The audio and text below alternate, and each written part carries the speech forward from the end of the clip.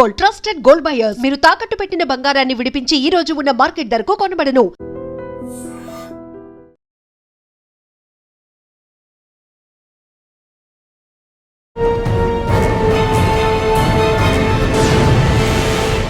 పేరు ఆకే రవికృష్ణ గారు, IPS, IG, eagle director, Andhra Pradesh.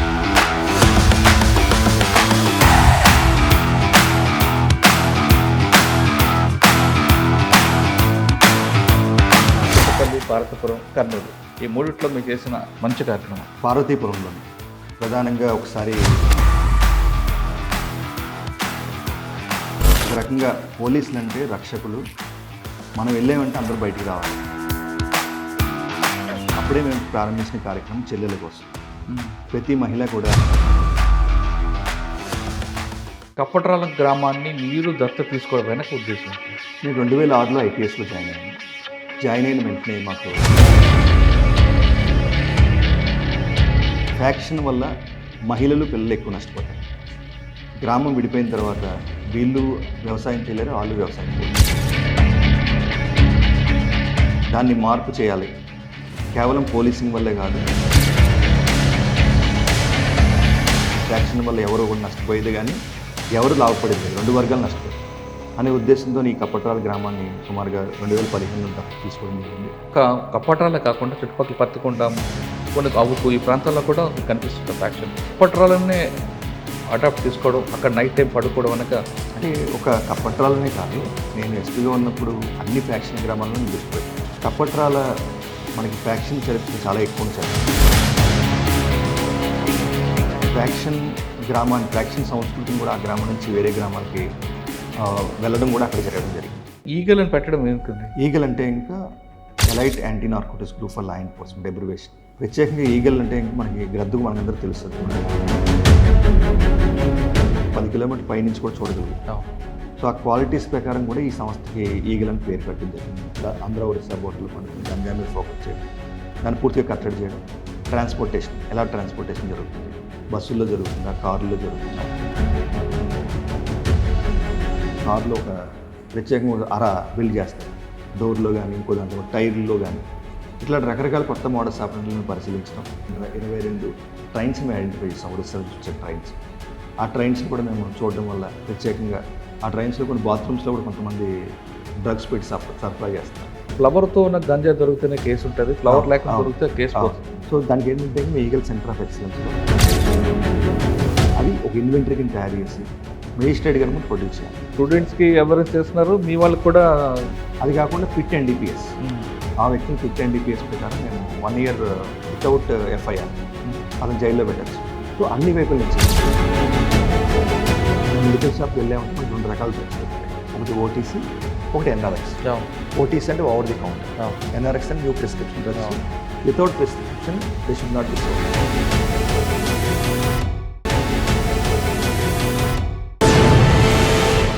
Welcome to crime diaries. ఈ వారం మన guest one of the best police officer. ఆయనకి ఎక్కడ సమస్య ఉంటే ఆ సమస్య పరిష్కరించడమే కాకుండా దాని మూలాలకు వెళ్ళడం అనేది ఆయనకు ఒక స్పెషలిస్ట్. ఆయనే ఈ వారం మన గెస్ట్. పేరు ఆకే రవికృష్ణ గారు, IPS, IG, eagle director, Andhra Pradesh. Ravikrishna గారు పోలీస్ డిపార్ట్మెంట్కి వచ్చినప్పుడు మావోయిస్టు ప్రభావిత ప్రాంతాలైన చింతపల్లి, పార్వతీపురం ప్రాంతాలు పనిచేశారు.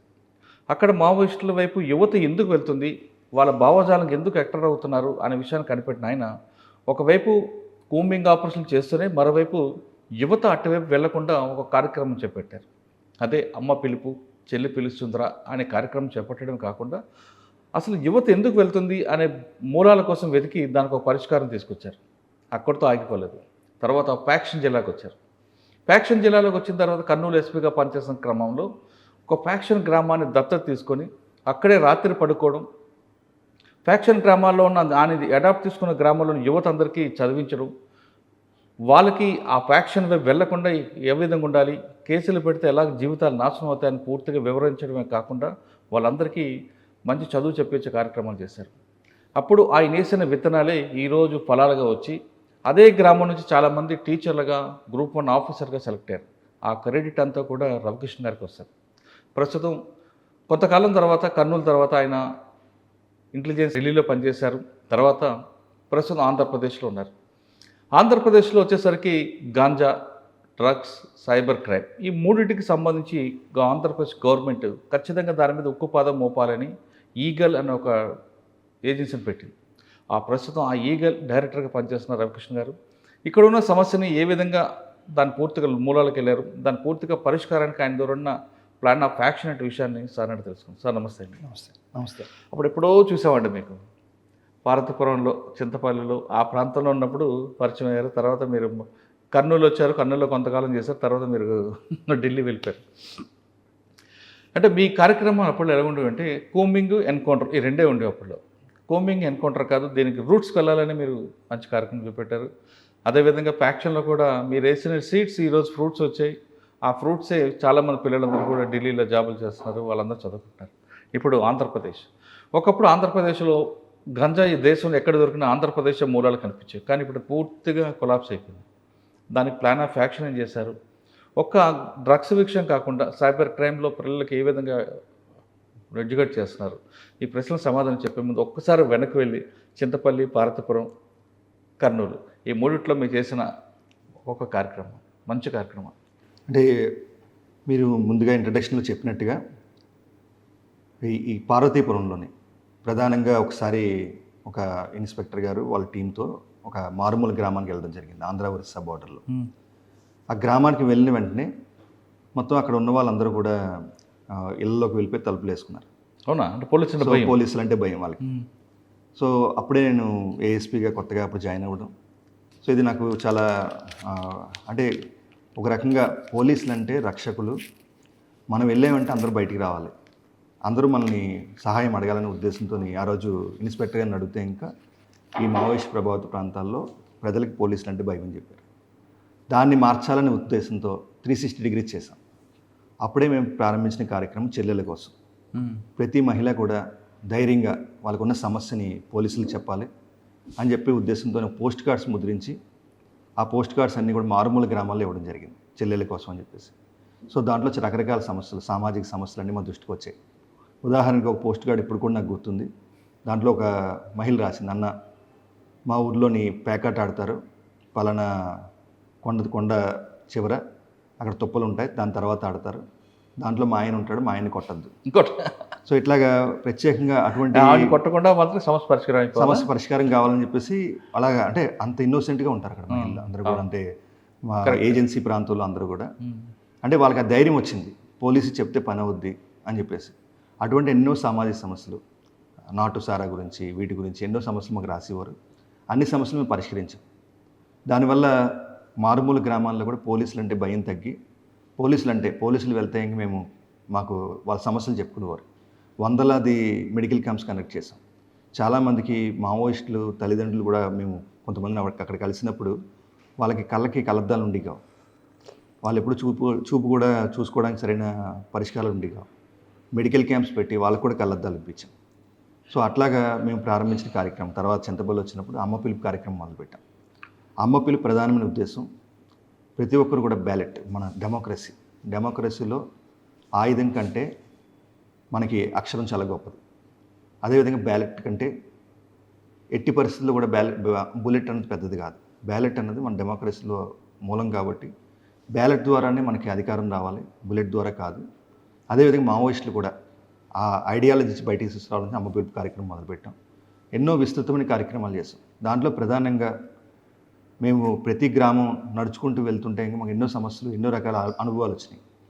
ఉదాహరణకి నేను ఒక గ్రామం వెళ్ళినప్పుడు ఒక స్కూల్లో మేము పిల్లలతో మాట్లాడుతున్నప్పుడు యాదృచ్ఛికంగా నేను ఎవరైనా సముద్రం చూశారని అడిగాను, విశాఖపట్నం చూశారని. ఒకళ్ళు కూడా చేయట్లేదు. సో చాలా ఆశ్చర్యం అనిపించింది.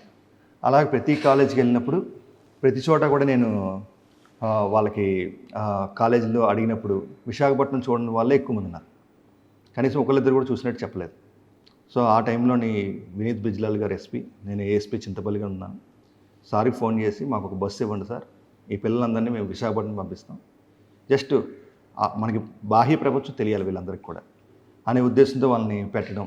తర్వాత సార్ కూడా దాన్ని ఒక మంచి కార్యక్రమం తీర్చిదిద్ది, సార్ ప్రత్యేకంగా ఆ కార్యక్రమంలోని ఎన్నో యాడ్ చేసి విశాఖపట్నంలో సముద్రం, అదేవిధంగా ఇంకా ఇతరత్ర ప్రాంతాలు చూపించి వాళ్ళకు ఎక్స్కర్షన్ కింద మార్చడం జరిగింది. ఈరోజు కూడా ఆ కార్యక్రమం కొనసాగుతుందని ఇటీవల చాలామంది చెప్పారు. అదేవిధంగా అక్కడ మనకి పోలీస్ స్టేషన్ రావాలంటే భయం. సో అక్కడ యువతకు కూడా ఉద్యోగాలు కల్పించడం కోసం కృష్ణపట్నం పోర్టులో మాట్లాడి వాళ్ళ బస్సుల ద్వారా వచ్చి ఎంతోమంది ఉపాధి కల్పించడం జరిగింది. సో మావోయిస్టులందరికీ వాళ్ళ ఇళ్ళకి వెళ్ళి చెప్పడం జరిగింది. సో ఇట్లాగా విస్తృతంగా గాంధీయన్ పోలీసింగ్ మేము ప్రజల్లోకి తీసుకెళ్ళడం జరిగింది. ప్రత్యేకంగా ఇలా చేయడం వల్ల చాలా గ్రామాల్లో మార్పు వచ్చింది. ప్రజలకి పోలీసులకి మధ్య ఎప్పుడైతే సత్సంబంధాలు ఉంటాయో అటువంటి ప్రాంతాల్లోని ఈ మావోయిజం కానీ టెర్రరిజం కానీ ఇటువంటి సమస్యలు ఉండవని మేము మాకు అనుభవపూర్వకంగా తెలిసింది. సార్ మీరు రూట్స్కి వెళ్ళారు, అదంతా చేసుకొస్తున్నారు, కానీ అక్కడ మీకు ఒక ట్రబుల్ మాంగర్ ఉండేవారు అప్పుడు, బాకూరు వెంకటరమణ అలియాస్ గణేష్. రెగ్యులర్ ఏదో ఒక ఎఫెక్ట్ చేయడం, ఏదో ఒక ఎఫెన్స్ చేయడం చేస్తాడు. మరి ఆయన మీద ఇప్పుడు ఫోకస్ పెట్టారా? అప్పట్లోని చాలా కొమ్మింగ్ ఆపరేషన్లు, రకరకాల కార్యక్రమాలు, బోత్ పోలీసింగ్ పరంగా ఏం చేయాలో అవన్నీ చేసేవాళ్ళం. అదేవిధంగా ప్రజల్లో మౌలికమైన మార్పు రెండు కూడా చేయడం జరిగింది. దానివల్ల ఎన్నో రకాల సమస్యలు, అంటే తర్వాత కాలంలోని ఎంతోమంది మావోయిస్టులు, అదేవిధంగా మిలీషియా మెంబర్స్, నేనున్న సమయంలోని తర్వాత సమయంలో చాలామంది సరెండర్ అయ్యారు. జనజీవన స్రవంతిలో కలిశారు. ఇప్పుడు కూడా మేము ఇప్పుడు కోరుకునేది ఒకటే, అందరూ కూడా జనజీవన స్రవంతిలోకి రావాలి, మెయిన్ స్ట్రీమ్ పాలిటిక్స్లో పాల్గొవాలి, దాని ద్వారా రాజ్యాధికారం సాధించాలి. అక్కడ నుండి ఎక్కడికొచ్చారండి? సో చింతపల్లి తర్వాత నేను గుంటూరు ఎస్పీగా పనిచేశాను కొన్నాళ్ళు. తర్వాత కర్నూలు ఎస్పీగా, మీరు ఇందాక కర్నూలు గురించి చెప్తున్నారు. గుంటూరులో ఏముందండి సార్ మీకు ఛాలెంజ్ ఏమొచ్చింది? క్లబ్లు ఉండేవి అప్పుడు. గుంటూరులో మేము ఈ క్లబ్స్ మీద కూడా చాలా దాడులు చేసేవాళ్ళం. సో ఒక రకంగా ప్యాకాట్ అనే సామాజిక వ్యసనాన్ని చాలా గట్టిగా డీల్ చేసాం.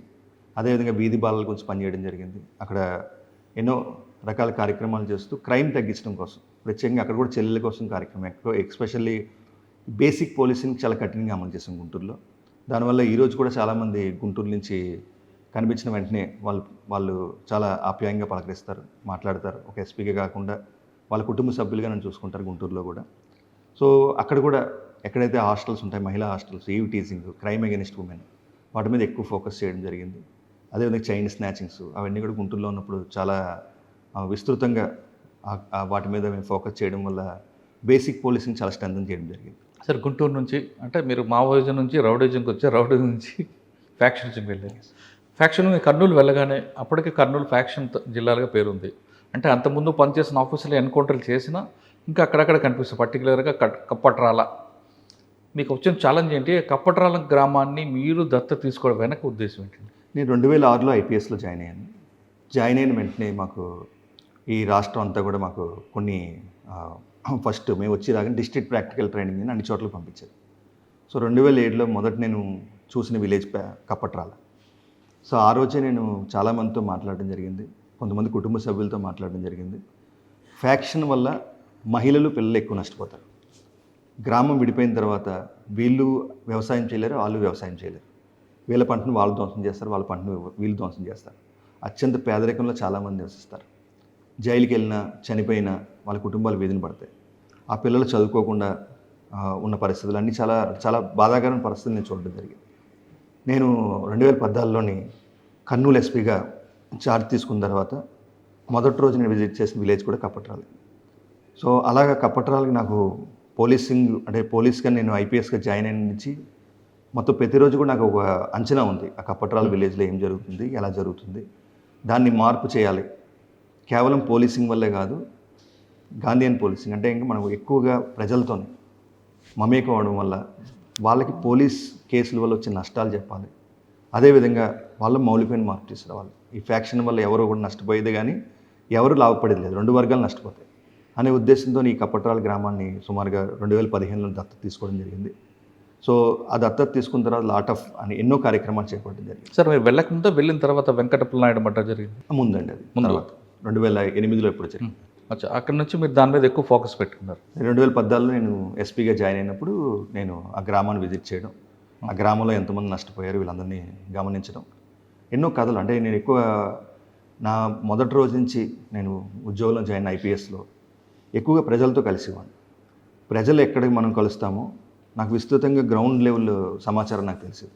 నేను ఎక్కడ పని చేసినా సరే గ్రామాల నుంచి కూడా నాకు ప్యూర్ ఇన్ఫర్మేషన్, అంటే ఇంక వాళ్ళు చెప్తుంటారు ఇక్కడ ఈ సమస్య రాబోతుంది. సో అందుకే ముందుగానే మేము ఆ సమస్య రాకుండా, ఆ సమస్య పెద్దది కాకుండా పరిష్కారాలు చేసేవాళ్ళం. కొన్ని సందర్భాల్లో సబ్ ఇన్స్పెక్టర్ తెలియని సమాచారం కూడా ఎస్పీకి నాకు వచ్చింది. దానివల్ల ఏమైందంటే లా అండ్ ఆర్డర్ పరిస్థితి, శాంతి భద్రతలను పటిష్టంగా చేయడం కోసం మనం ఎన్నో రకాలుగా ప్రజలతో మమేకం అవ్వాలి. అధికారులందరూ కూడా ప్రజలతో మమేకం అయితే ఇంకా ఖచ్చితంగా మౌలికమైన మార్పు వస్తుంది. అదేవిధంగా ప్రజల్లో కూడా నమ్మకం కలుగుతుంది. సార్ ఒక కప్పట్రాలే కాకుండా చుట్టుపక్కల పత్తికొండ కొన్ని అవుకు ఈ ప్రాంతాల్లో కూడా మీకు కనిపిస్తుంటారు ఫ్యాక్షన్. కానీ మీరు కప్పట్రాలనే అడాప్ట్ చేసుకోవడం, అక్కడ నైట్ టైం పడుకోవడం అనక అంటే ఒక కప్పట్రాలనే కాదు, నేను ఎస్పీగా ఉన్నప్పుడు అన్ని ఫ్యాక్షన్ గ్రామాల మీద దృష్టి పెట్టాను. కప్పట్రాల మనకి ఫ్యాక్షన్ చరిత్ర చాలా ఎక్కువ ఉన్న చరిత్ర. అంటే ఇంకా మనకి రాయలసీమ అనగానే, కర్నూలు అనగానే కప్పట్రాలు అందరికీ గుర్తొస్తుంది. ఎందుకంటే ఫ్యాక్షన్ వల్ల ఎక్కువ నష్టపోయిన గ్రామం అదే. ఫ్యాక్షన్ సంస్కృతిని కూడా ఆ గ్రామం నుంచి వేరే గ్రామాలకి వెళ్ళడం కూడా అక్కడ జరగడం జరిగింది. దానివల్ల ఈ గ్రామం ప్రత్యేకత ఉండడం వల్ల ఆ గ్రామాన్ని దత్తత తీసుకోవడం జరిగింది. ఆ గ్రామంలో కూడా చాలా కథలు, మనం ఉదాహరణకి నేను ఒక స్కూల్కి వెళ్ళాను, గ్రామంలో స్కూల్కి. అక్కడ 6వ క్లాస్ నుంచి 10వ క్లాస్ చదివే పిల్లలు కూడా ఎలిమెంటరీ స్కూల్ వరండాలకు వచ్చి చదువుకుంటున్నారు. అంటే వాళ్ళకి ప్రత్యేకంగా బడిలేదు. సో వాళ్ళని ఎందుకు ఇలా జరిగిందంటే ఇంకా సుమారుగా ఒక 15-20 సంవత్సరాల క్రితమే కప్పట్రాలకి హై స్కూల్ శాంక్షన్ అయింది. అప్పట్లో ఫండ్స్ కూడా శాంక్షన్ అయినాయి. కానీ గ్రూప్ తగాదాల వల్ల ఆ పర్టికులర్ బడి రాలేకపోయింది. సో ఆ ఫైల్ ఎక్కడ నుంచి తీసుకుని ప్రత్యేకంగా ఫైల్ తయారు చేసుకుని ఎస్పీ కింద కాకుండా ఒక కప్పట్రాల దత్తత తీసుకుని ఒక పౌరుడిగా నేను జిల్లా కలెక్టర్ గారిని, ఇంకా అప్పుడున్న మినిస్టర్ గారిని అందరినీ కలవడం జరిగింది. ఇమీడియట్గా వాళ్ళు ఫండ్స్ శాంక్షన్ చేయడం, ప్రతి బ్రిక్ కూడా ఈరోజు నాకు తెలుసు అక్కడ కప్పట్రాలు బిల్డ్ చేయడం. తర్వాత ఎంతోమంది మంచి వ్యక్తులు, మంచి సంస్థలు వాళ్ళందరూ ముందుకు వచ్చి ఈరోజు మొత్తం దేవనకొండ మండలంలోనే అతిపెద్ద స్కూల్ని అక్కడ ఏర్పాటు చేయడం జరిగింది. ఈరోజు కప్పట్రాలలో మంచి చదువుకున్న వాళ్ళు కొంతమంది ఇప్పుడు డాక్టర్లు అవ్వాలని, ఇంజనీర్లు అవ్వాలని, సివిల్ సర్వీసెస్లో జాయిన్ అవ్వాలని ఎంతోమంది ఇప్పుడు స్ఫూర్తితో ముందుకు వస్తున్నారు. ఈ ఇంటి కారణం ఏంటంటే ఆ స్కూల్ నుంచి ఆ మార్పు మొదలైంది. తర్వాత స్త్రీశక్తి భవనం కట్టాం, మహిళా సంఘాలు పెట్టాం. మన కప్పట్రాలు దత్తత తీసుకోకముందు ఒకే ఒక సంఘం ఉండేది, అది కూడా డిఫరెంట్లో ఉండేది. ఈరోజు 100 సంఘాలు ఉన్నాయి మా గ్రామంలో. మా గ్రామంలో సుమారుగా 1000 మంది మహిళా సంఘాల్లో పనిచేస్తున్నారు. వాళ్ళకి ప్రత్యేకంగా ప్రతి వారం కూడా మేము ఒక వీడియో కాన్ఫరెన్స్ పెట్టుకుంటాం. ఒక్కొక్కసారి నేను అందుబాటులో లేనప్పుడు మా మిస్సెస్ కూడా దాన్ని కాన్ఫరెన్స్లో పాల్గొంటుంది. మహిళా సంఘాలు గైడ్ చేయడం, ప్రపంచంలో జరుగుతున్న విస్తృతమైన విషయాలన్నీ కూడా వాళ్ళకి చెప్పడం, దాని ద్వారా స్ఫూర్తి పొందడం. మాకు ప్రధానంగా కావాల్సింది అక్కడ లైవ్లీహుడ్స్, 3 లైవ్లీహుడ్స్ రావాలి. మన మహిళా సంఘాలు, మహిళల చేతుల్లో డబ్బులు ఉండాలి. అలా సంపద పెరిగింది. మాకు ఇంకా అద్భుతమైన కథ ఉంది ఒకటి. కప్పట్రాల్లో నేను దత్తత తీసుకున్న రోజు నుంచి నాకు రైతుల నుంచి చాలా ఫోన్ కాల్స్ వచ్చాయి. దేవనకొండలోని ఆంధ్రప్రదేశ్ గ్రామీణ బ్యాంక్ ఉంది, మేనేజర్ గారు ఒకసారి చెప్పండి సార్, మాకు లోన్స్ కావాలని చెప్పేసి. తర్వాత నేను స్టడీ చేస్తే ఇంకా కప్పట్రాలకి ఎవరు లోన్ ఇచ్చేవారు కాదు. ఏ లోన్ అడిగినా సరే ఏదో పేపర్ లేదని చెప్పేవారు. దానికి కారణం ఏంటంటే ఇంకా కొంతమంది బ్యాంకర్స్ని, కొంతమంది వ్యక్తులు గ్రామాల్లోకి వెళ్తే అంతకుముందు ఎప్పుడో కొట్టారని, వాళ్ళు డబ్బులు వెనక్కి కట్టరని, కప్పట్రాలంటే భయం అని. సో దానివల్ల ఎవరికి లోన్స్ దొరికి కాదు. దీనివల్ల రైతులు చాలా నష్టపోయేవారు. వాళ్ళు వేరే మనీ లెండర్స్ దగ్గర వాళ్ళ దగ్గర అప్పులు తీసుకుంటే 10%, 15% తీసుకోవాలి. సో దీనికి నేను అంతకుముందు ఐపీఎస్లో జాయిన్ అయ్యకముందు సుమారుగా కెనరా బ్యాంక్లోని, రిజర్వ్ బ్యాంక్ ఆఫ్ ఇండియాలో ఒక 5-6 సంవత్సరాలు పనిచేశాను. ఎక్కడైతే బ్యాంక్ వస్తుందో ఆ ప్రాంతం మారిపోతుంది, ఎక్కడైతే పొదుపు ఉంటుందో ఆ ప్రాంతం మారద్దని నేను పూర్తిగా విశ్వసిస్తాను. దానికోసం అని చెప్పేసి ఒకసారి ఈ ఆంధ్రప్రదేశ్ గ్రామీణ బ్యాంక్ ఎలాగైనా ఒక బ్రాంచ్ కప్పట్రాల్లో పెట్టాలని ఒక సంకల్పం వచ్చింది. దానికి సంపత్ కుమార్ ఆచార్య గారని ఈయన ఆంధ్రప్రదేశ్ గ్రామీణ బ్యాంక్ ఎండి ఆ రోజు, సిండికేట్ బ్యాంక్ అనుబంధ సంస్థ, వాళ్ళది హెడ్ క్వార్టర్ కడపలో ఉంటుంది. సంపత్ కుమార్ ఆచార్య గారు ఒకసారి కడప నుంచి హైదరాబాద్ వెళ్తున్నారు. అది వేరే మేనేజర్ ద్వారా నాకు తెలిస్తే ఇంకా ఆయనకి ఫోన్ చేశాను. నేను పలానా ఎస్పీ కర్నూలు, నా పేరు ఆకే రవికృష్ణ, మీరు హైదరాబాద్ వెళ్తున్నట్టు తెలిసింది, మీరు దారిలో ఒకసారి మా ఎస్పీ ఆఫీస్లో కర్నూలులో ఆగి ఒక కప్పు కాఫీ తాగి వెళ్ళండి అని చెప్తే ఇంకా ఆయన మీరు గురించి నేను విన్నాను సార్, మీరంటే మాకు కూడా అభిమానం అని చెప్పారు. ఆయన వచ్చిన తర్వాత సుమారుగా ఒక 20 నిమిషాలు మాట్లాడారు. కప్పట్రాలు దత్తత తీసుకోవడం, అప్పుడు అంతకుముందు మేము blood donation camps, eye donation camps ఇవన్నీ చేయడం, ఇవన్నీ చేస్తున్నామని చెప్పి ఇవన్నీ చెప్తే అవన్నీ చూసి చాలా ఆయన ఇంప్రెస్ అయ్యి, నేను లాస్ట్లో రిక్వెస్ట్ చేశాను, మా కప్పట్రాల్లో ఒక ఆంధ్రప్రదేశ్ గ్రామీణ బ్యాంక్ బ్రాంచ్ పెట్టాలి సార్ అని. ఆయన మీరు ఎస్పీ గారు మీరు అడుగుతున్నారు కాబట్టి మేము 1 కాదు 4 బ్రాంచ్లు పెడతాం, కానీ ఆ గ్రామంలో తప్ప అని చెప్పారు. అంటే ఈజ్ రెడీ టు వేరే చోట పెట్టడానికి. నేను మళ్ళీ ఇంకో 10 నిమిషాలు ఎక్స్ప్లెయిన్ చేసి అట్లా ఇది కాదు, ఈ గ్రామం ఇంతలాగా నష్టపోయింది అండ్ మీరు పెట్టకపోవడానికి కారణాలు కూడా నాకు తెలుసు కాబట్టి నాది బాధ్యత. వాళ్ళు మీరు 100 రూపాయలు లోన్ ఇవ్వండి, 100 రూపాయలు కడతారు. సో 9 షూరిటీ ఆ బ్యాంక్కి అని ఆ రోజు వాళ్ళకి చెప్పడం జరిగింది. ఆ రోజు ఆ బ్యాంక్ పెట్టిన తర్వాత ఆయన అన్ని కన్విన్సింగ్గా విన్న తర్వాత హైదరాబాద్ వెళ్ళి రాత్రే ఆయన ఫ్యాక్స్ ఇచ్చారు. ఫోన్ చేసి, రవికృష్ణ గారు మీకు కప్పట్రాల బ్రాంచ్ శాంక్షన్ అయింది, రిజర్వ్ బ్యాంక్ ఆఫ్ ఇండియాకి కూడా మేము సమాచారం ఇచ్చేసామని చెప్పారు. కేడీసీసీ అక్కడ ఒక బిల్డింగ్ ఖాళీ ఉంటే ఇంకా ఆ బిల్డింగ్లోని బ్రాంచ్ స్టార్ట్ చేశారు. ఆ బ్రాంచ్ పెట్టే ముందు మేము కప్పట్రాల రచ్చబండ దగ్గర ఒక మీటింగ్ పెట్టాం రైతులకి, మహిళలకి, పిల్లలందరికీ కూడా. ఆ మీటింగ్లోని నేను బంగారు బాతుగా చెప్పాను. బ్యాంక్ అంటే బంగారు బాతులాట. ప్రతిరోజు మీకు బంగారు గుడ్డు పెడతారు. మీరు ఆ గుడ్డు తీసుకుని బతకాలి, కానీ దాన్ని కోసేస్తే ఏముండదు. మీరు లోన్ తీసుకోండి, మళ్ళీ కట్టండి. ఎన్నిసార్లు మీరు లోన్ తీసుకుని లోన్ కట్టేస్తుంటే మీకు 100 సంవత్సరాల దాకా ఈ కప్పట్రాల గ్రామానికి సమస్య ఉందని చెప్పాను. ఆ మాట వాళ్ళు ఈరోజు కూడా గౌరవిస్తున్నారు. 10 సంవత్సరాలు అయింది అది బ్యాంక్ పెట్టి. ఈరోజు 14 కోట్ల మన టర్న్ ఓవర్తో బ్యాంక్ నడుస్తుంది. సూపర్. అండ్ ప్రతి మహిళా సంఘానికి వితౌట్ ఎనీ కొల్లాటరల్, అంటే ఇంకా వాళ్ళ ఆస్తులు కానీ పత్రాలు కానీ వీళ్ళ అగ్రికల్చర్ వ్యవసాయ భూమి కానీ ఏం పెట్టకుండా ఒక మహిళా సంఘానికి 15 లక్షల రూపాయలు లోన్ ఇచ్చే స్థాయికి చేరేవారు. అంటే ప్రతి మహిళ 1,00,000 రూపాయలు లోన్ తీసుకొచ్చారు. ఓకే. సో అట్లాగా మహిళా సంఘాలు అభివృద్ధి చెందడం, గ్రామంలో సంపద రావడం, అన్ని ప్రభుత్వ పథకాలు వాళ్ళకి అందడం, అదేవిధంగా బ్యాంకు, అదేవిధంగా ఒక కళ్యాణ మండపం కట్టాము, స్త్రీ శక్తి భవనం కట్టాము. ఇట్లా ఇన్ని కార్యక్రమాలు చేయడం వల్ల ఈరోజు గ్రామం ఒక అశాంతి నుంచి శాంతిపై ప్రయాణిస్తుంది. ఈరోజు ఒక మంచి గ్రామంగా, ఆదర్శ గ్రామంగా మొత్తం చుట్టుపక్కల ఉన్న గ్రామాలన్నీ కూడా ఇప్పుడు ఈరోజు కప్పట్రాల వైపు చూస్తుంది. సార్, అదొక్కటే కాకుండా మీరు ఇచ్చిన ట్రైనింగ్ వల్ల మిమ్మల్ని స్ఫూర్తిగా తీసుకొని కొంతమంది సివిల్స్ సాధించారు, గ్రూప్ 1 సాధించారు. అలా ఆ విధంగా ఎంతమంది ఉండొచ్చు? అంటే ఇప్పుడు గ్రూప్స్, సివిల్స్ ఇంకా చదువుతున్నారు పిల్లలందరూ కూడా. లాస్ట్ బ్యాచ్ రీసెంట్గా మనకి 8 మంది టీచర్లు అయ్యారు.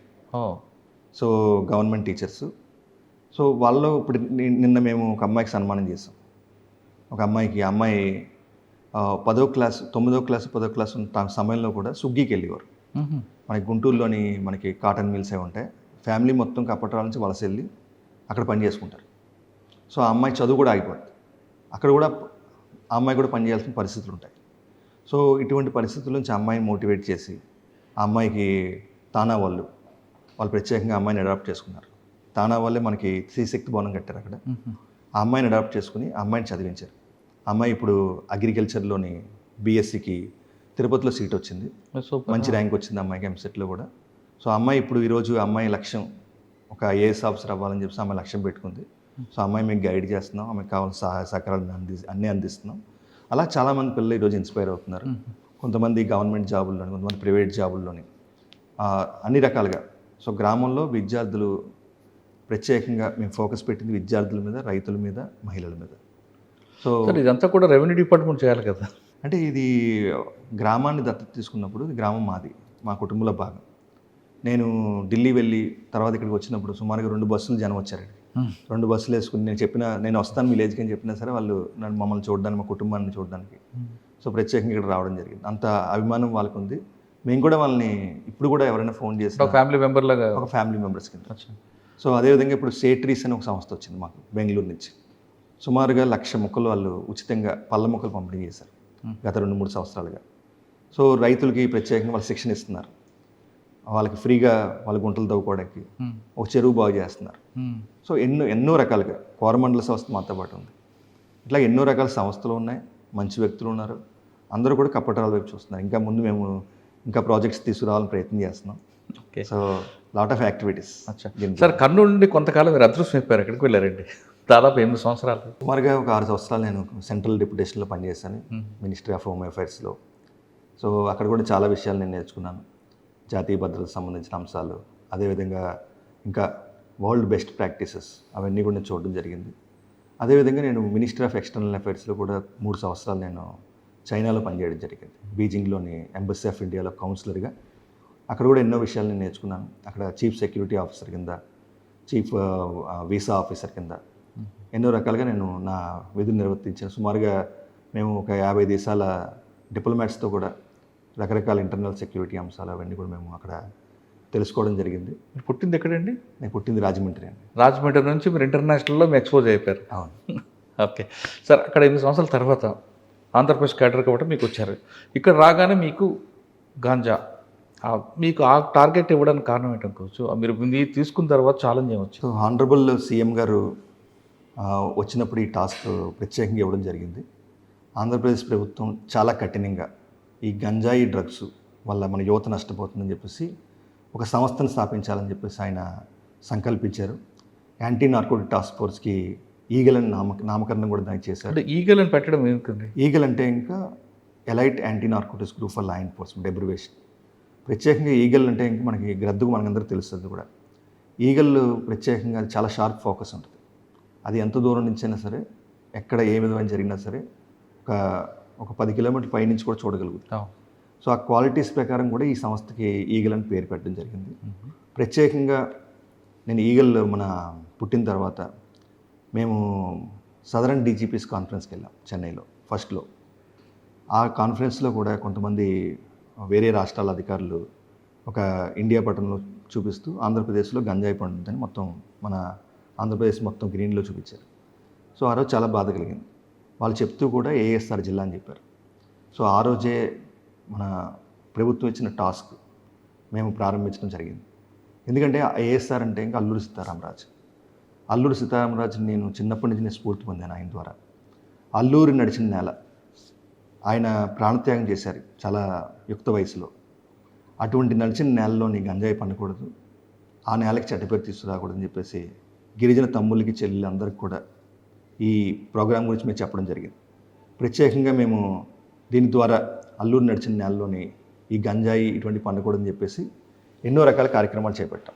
అంటే అక్కడ ముందు గిరిజనులందరికీ సమాజపరిచి అల్లూరు సీతారామ నడిచిన నేల ఇక్కడ మనం గంజాయి పండించకూడదని మీరు ఎక్స్ప్లెయిన్ చేశారా? ఎస్. సో ఈరోజు ఆంధ్రప్రదేశ్లో గంజాయి సాగుని పూర్తిగా నిర్మూలించడం జరిగింది. దీన్ని అచీవ్ అవ్వడానికి రకరకాల మార్గాలు ఉపయోగించాం. ఒకటి మన డిస్ట్రిక్ట్ పోలీస్ ద్వారా డ్రోన్ సర్వేలెన్స్, అడ్రిన్ శాటిలైట్స్, కోఆర్డినేట్ సర్చ్ ఆపరేషన్స్, విస్తృతమైన అవేర్నెస్ క్యాంపెయిన్స్, ప్రతి గ్రామానికి వెళ్ళడం, ఈ గంజాయి వల్ల నష్టాలు చెప్పడం, కేస్ స్టడీస్ చెప్పడం. ఉదాహరణకి ఒక కేస్ స్టడీ ఏంటంటే విజయనగరంలో ఒక అమ్మాయి ఇన్స్టాగ్రామ్ గ్రూప్లో బానిస అయ్యి, ఆ అమ్మాయి అర్ధరాత్రి 2 గంటలకి ఇంటికి వస్తుందని ఒక తల్లి మాకు ఫోన్ చేసింది 1972 కాల్ సెంటర్. సో ఆ గంజాయి మొక్క పండించింది ఎవరు? ఈరోజు ఆ అమ్మాయి ఆ తల్లి అడిగింది మమ్మల్ని, నేను ఎందుకు బతుకున్నానో నాకు తెలియట్లేదు, ఈరోజు మా కూతురు 2 గంటలకి ఇంటికి వస్తుంది అని చెప్పి. ఆ అమ్మాయి 14 సంవత్సరాల తమ్ముడికి కూడా గంజాయి అలవాటు చేసింది. సో వాళ్ళందరినీ మనం డీఅడిక్షన్ సెంటర్ పంపించాము. ఇటువంటి కేస్ స్టడీస్ కూడా మేము విశాఖపట్నం మన ఈ ఏఎస్ఆర్ జిల్లాలోని రైతులు చెప్తున్నాం. ఇవన్నీ జరుగుతున్నాయి, ఈ గంజాయి వల్ల ఇంతమంది నష్టపోతున్నారు, కుటుంబాలు కూలిపోతున్నాయని చెప్పేసి. అదేవిధంగా పోలీసింగ్ ఇలా చేస్తూ, అదేవిధంగా ఆల్టర్నేటివ్ క్రాప్ సపోర్ట్. ఉదాహరణకి ఆల్టర్నేటివ్ క్రాప్ సపోర్ట్లో లాస్ట్ ఇయర్ గత సంవత్సరంలో 46 లక్షల శాప్లింగ్స్ ఉచితంగా పంపిణీ చేయడం జరిగింది. సుమారుగా 10,803 ఎకరాలకి ఇది పంపిణీ చేయడం జరిగింది. ఈ సంవత్సరం గవర్నమెంట్ ఆపరేషన్ చైతన్యం అని చెప్పేసి 2 కోట్ల మొక్కలు పంపిణీ చేయాలని లక్ష్యం పెట్టుకుంది. 2 కోట్ల మొక్కలు పంపిణీ చేయడం కాకుండా 21 రకాల సీడ్స్ కూడా పంపిణీ చేయాలి. 35,000 ఎకరాలు, 25,000 ఫార్మర్స్కి ఈ బెనిఫిట్ రావాలని చెప్పేసి గంజాయి మొక్క మన ఆంధ్రప్రదేశ్లో పండకూడదని ఒక సంకల్పంతో ఈ కార్యక్రమం మొదలుపెట్టారు. ఈ కార్యక్రమం పెద్ద ఎత్తున సక్సెస్ అవుతుంది. ఇటీవల కాలంలో కూడా ఈగల్, ఏఎస్ఆర్ జిల్లా పోలీసులు అందరూ కలిసి మొత్తం గ్రామాల్లోకి వెళ్తున్నాం, అక్కడ పరిశీలిస్తున్నాం, గతంలో పండిన ప్రతి ఎకరం కూడా చూస్తున్నాం. అదేవిధంగా ఎన్కాట్ మీటింగ్స్, జిల్లా కలెక్టర్ గారు చైర్మన్గా, అదేవిధంగా జిల్లా ఎస్పీ గారు మెంబర్ కన్వీనర్గా, నార్కో కోఆర్డినేషన్ మీటింగ్స్, అన్ని శాఖలు కలిసి మీటింగ్స్ కూడా ప్రత్యేకంగా ఏఎస్ఆర్ జిల్లాలో అన్ని జిల్లాలో జరుగుతుంది. ఇక్కడ కూడా ప్రత్యేకంగా వాళ్ళు అన్ని శాఖలు కూడా చెప్తున్నారు, ఎక్కడైనా సరే గంజా పండిందంటే ఆ సంబంధిత అధికారి, ఫారెస్ట్లో పండిందంటే beat constable is also responsible. దీనివల్ల మాకు ఈరోజు గంజాయి సాగు లేకుండా జరిగింది. కానీ మాకు ఒరిస్సా నుంచి సుమారుగా 6 జిల్లాల్లో పండుతుంది, మల్కాన్గిరి, కోరాపుటి జిల్లాల్లో. అక్కడి నుంచి కూడా మనకి సరఫరా అవుతుంది. ఆ సరఫరాను ఆపడం గురించి కూడా లాట్ ఆఫ్ చెక్ పోస్టులు, సుమారుగా 85 చెక్ పోస్టులు పనిచేస్తున్నాయి. అదేవిధంగా విస్తృత సమాచారం ఇచ్చిపుచ్చుకోవడం కూడా ఏఎన్టీఎఫ్ ఒరిస్సాతోని, ఏఎన్టీఎఫ్ తెలంగాణతోని, కేరళతోని, తమిళనాడుతోని, ఇతరత్ర ఏఎన్టీఎఫ్స్ కూడా అనుసంధానం చేయడం. ఇవన్నీ చేయడం వల్ల లాట్ ఆఫ్ నెట్వర్క్స్ బ్రేక్ అవుతుంది. సో ఇటీవల కాలంలో ఉదాహరణకి ఒక నెట్వర్క్ మేము బ్రేక్ చేసిన నెట్వర్క్, మాకు ఈగల్లోని ప్రత్యేకమైన మీటింగ్ జరుగుతాయి. ఒక కానిస్టేబుల్స్ లెవెల్ నుంచి అందరినీ కూడా మేము ఎంపవర్ చేసి, వాళ్ళు కూడా లీడర్ కింద లెక్క. సో వాళ్ళందరినీ పరిశీలించమంటే ఒక సమాచారం మాకు వచ్చింది. ఏఎస్ఆర్ జిల్లాలో రాజస్థాన్ నుంచి కొంతమంది మారుమూల గ్రామాల్లో స్వీట్ షాప్ నడుపుతున్నారు, హార్డ్వేర్ షాప్ నడుపుతున్నారు. సో అసలు అక్కడ స్వీట్లు కొనే వాళ్ళు ఎక్కువ ఉన్నారా లేరా అని చెప్పి మేము ఒక పరిశీలన చేస్తాం. సో సుమారుగా ఒక వారం రోజులు దాన్ని పరిశీలన చేస్తే ఒక్క కస్టమర్ కూడా షాప్లోకి రాలేదు ఎవరు కూడా. అసలు ఒక కస్టమర్ రాకుండా రాజస్థాన్ నుంచి ఫ్యామిలీతో ఇంత దూరంలో ఎందుకు వచ్చి వ్యాపారం చేస్తున్నారు. ఆ పరిశీలన చేస్తే మాకు తెలిసింది చాలామంది దాంట్లోనే ఈ డ్రగ్ పెడ్లింగ్ చేస్తున్నారు, ఈ గంజా ట్రాన్స్పోర్టేషన్ ఎన్నో సంవత్సరాలుగా. అది మేము పరిశీలించిన తర్వాత సుమారుగా 12 రాష్ట్రాలకు సంబంధించిన వ్యక్తులందరినీ గుర్తించాం. వీళ్ళ ఎక్కువ మంది ఈ గంజాయి సరఫరా చేయడం, లేదంటే బయట నుంచి వచ్చిన వాళ్ళకి వాళ్ళు షెల్టర్ ఇవ్వడం, డబ్బుల్ని ఈ ఒరిస్సా సైడ్ ఫార్మర్స్కి డబ్బులు సప్లై చేయడం, ఇవన్నీ చూసి చాలా విస్తృతంగా మేము దాని మీద ఫోకస్ పెట్టడం, సర్విలెన్స్ పెట్టడం వల్ల ఈరోజు చాలామంది ఆ ప్రాంతాలు వెకేట్ చేసి వెళ్ళిపోయారు. కొంతమందిని మేము ఈ కేసుల్లోని అరెస్ట్ చేయడం కూడా జరిగింది. ఇట్లాగ నెట్వర్క్స్ బ్రేక్ చేయడం. అదేవిధంగా ఇటీవల కాలంలోని మేము మెత్ అనే ఒక సింథటిక్ డ్రగ్స్, వాటిని కొన్ని కేసుల్లో పట్టుకున్నాం. కొకైన్ కొన్ని గ్రాములు పట్టుకున్నాం.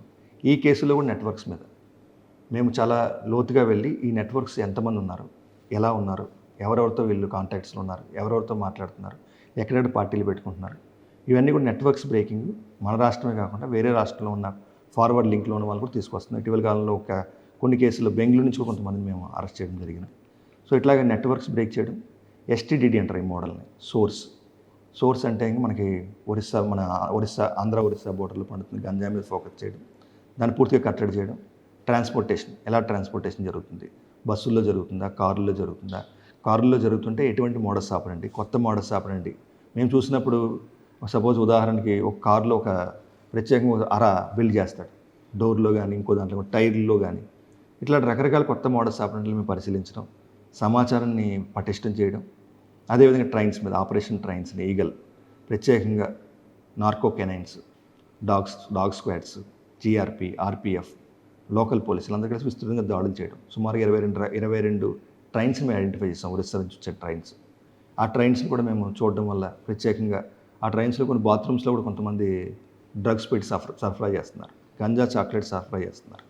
ఇటీవల కాలంలో ఎంతోమందిని మేము అరెస్ట్ చేయడం జరిగింది, ఎన్నో కేసులు డిటెక్ట్ చేయడం జరిగింది. సార్ మీరు కల్టివేషన్ ఆపారు, అక్కడ కల్టివేషన్ అందరూ కూడా కమర్షియల్ క్రాప్ వైపు మళ్ళించుతున్నారు, అంతవరకు ఉంది, బాగుంది. కానీ కట్ ఆఫ్ ఏరియాలో అక్కడక్కడ కనిపిస్తున్నాయి అనేది ఒక వార్త ఉంది. నెంబర్ 1. నెంబర్ 2, అసలు మెయిన్ ట్రాన్స్పోర్ట్ కారిడార్ అనేది ఆంధ్రప్రదేశ్ కనిపిస్తుంది, దీన్ని బ్రేక్ చేయడానికి ఏం చేస్తున్నారు? నెంబర్ 2. నెంబర్ 3, మీరు ఎన్ఫోర్స్మెంట్ చేస్తున్నారు కానీ యూత్కి అని ఎడ్యుకేట్ చేయడానికి మీరు చేస్తున్న ప్రణాళిక ఏంటి?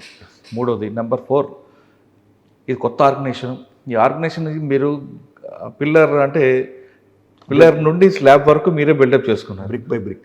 అసలు స్టార్టింగ్ నుంచి పునాల దగ్గర నుండి మీరు ఎలా కట్టుకుంటూ రావాలకి, దీనికి ఇన్ఫ్రాస్ట్రక్చర్లో కానీ మీకు మ్యాన్ పవర్ విషయంలో కానీ మీకు సపోర్ట్ గవర్నమెంట్ ఏ విధంగా ఇస్తుంది? సో ముందుగా మీరు చెప్పింది ఎక్కడైతే మనకి ట్రాన్స్పోర్టేషన్ కట్ ఆఫ్ ఏరియాస్ అంటే మీరు చెప్పినట్టు కోరాపుట్టు, మల్కాన్గిరి ఆ ప్రాంతాల నుంచి అంటే ఒరిస్సా సైడ్ ఉన్న విలేజ్లో ఇప్పుడు కూడా కొంత గంజాయి పండుతుంది, అది వాస్తవమే. అందుకని మేము ANTF ఒరిస్సా కూడా మేము సమాచారం ఇస్తున్నాం. అదేవిధంగా SP to SP కొంతమంది మాజీ నక్సలైట్లు కూడా గంజాయి పట్టిస్తున్నారనేది ఒక సమాచారం. అది కూడా ఉంది. నక్సలైట్లు కూడా ఇదివరకు మావోయిస్టులు కూడా ఈ గంజాయిని ప్రోత్సహించిన సందర్భాలు ఉన్నాయి. వాళ్ళు కొంత మనీ కానీ ఇంకా ఏదైనా రూపంలో తీసుకున్నట్లు కొన్ని కేసులు కూడా నమోదై ఉన్నాయి దానికి సంబంధించి. సో ప్రత్యేకంగా దానికోసం చేసి కట్ ఆఫ్ ఏరియాస్ అన్నింటిలో కూడా మేము మానిటరింగ్ సర్వేలెన్స్ పెంచడం జరిగింది. ముఖ్యంగా ట్రాన్స్పోర్టేషన్, ఏ వాహనాలు అటు సైడ్ వెళ్తున్నాయి, ఏ వాహనాలు బ్యాక్ వస్తున్నాయి, ఆ వాహనాల మీద మానిటరింగ్, సమాచారాన్ని ఇంటెలిజెన్స్ వ్యవస్థని చాలా పటిష్టం చేసాం.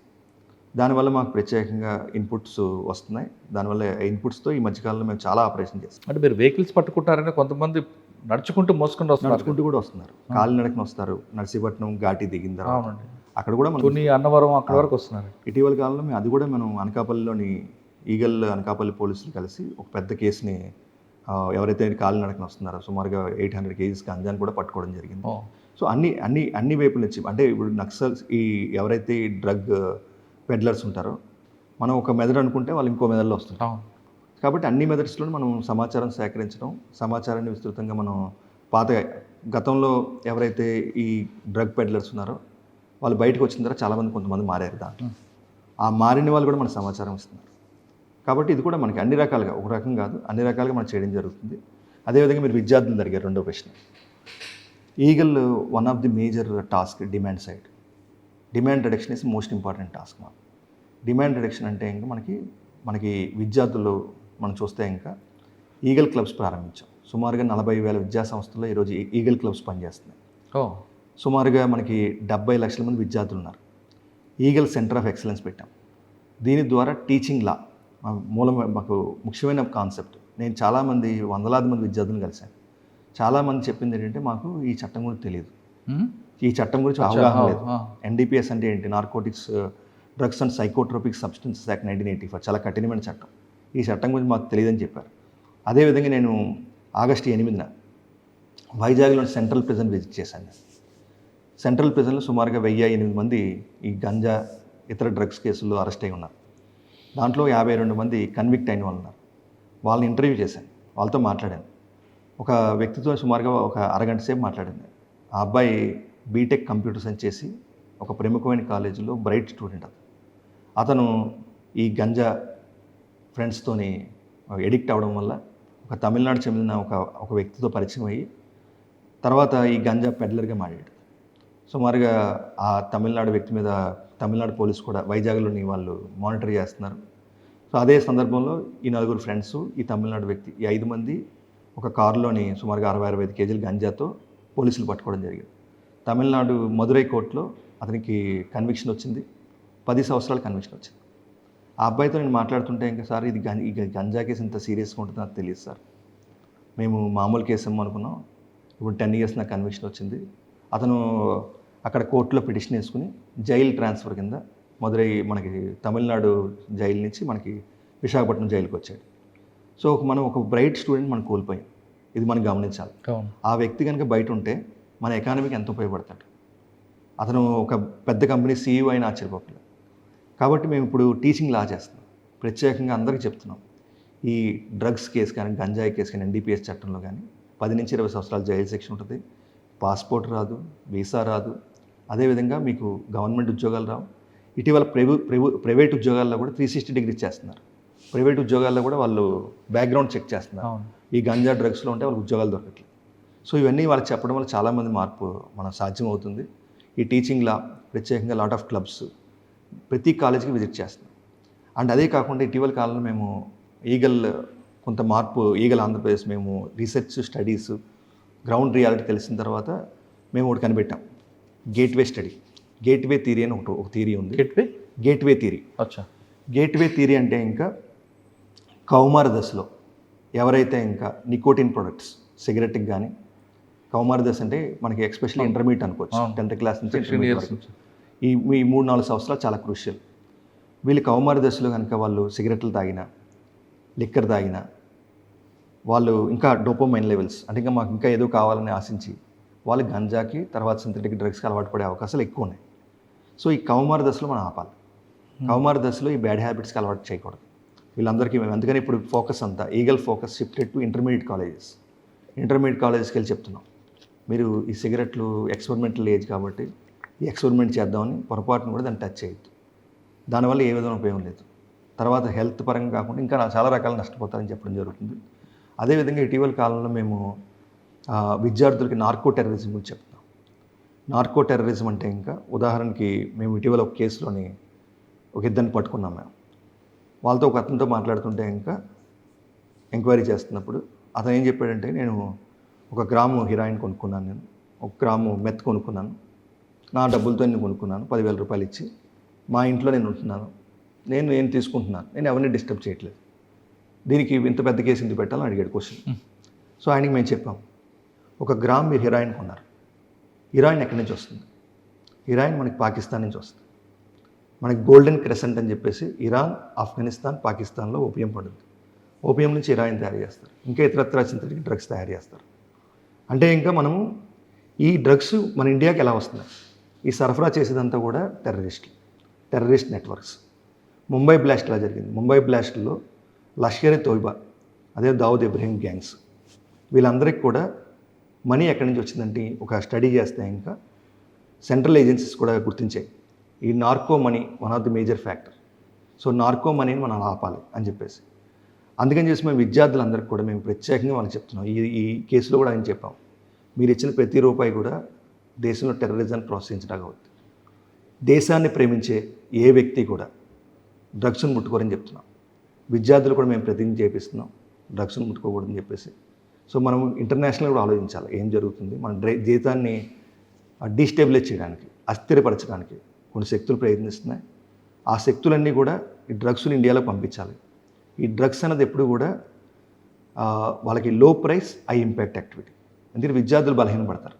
మన దేశం మొత్తం ప్రపంచ దేశాలు మొత్తం చూస్తే ఇంకా యువకులు ఎక్కువ ఉన్న దేశం అందే.